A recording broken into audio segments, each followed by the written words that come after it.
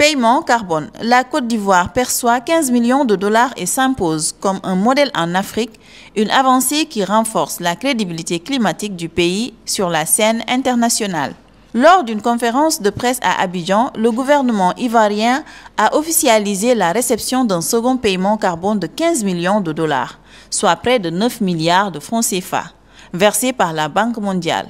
Une récompense pour les résultats exceptionnels obtenus dans le cadre du projet de paiement des réductions d'émissions autour du parc national de Taï.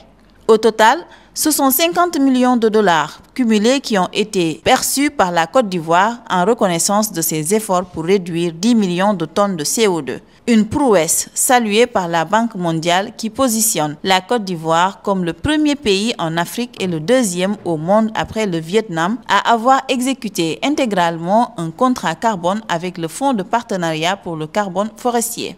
Marie-Chantal Ouin-Iligira, directrice des opérations de la Banque mondiale en Côte d'Ivoire, explique, je cite, « La rigueur, la transparence, l'usage du mobile money, voilà ce qui fait de ce mécanisme un modèle à suivre sur le continent.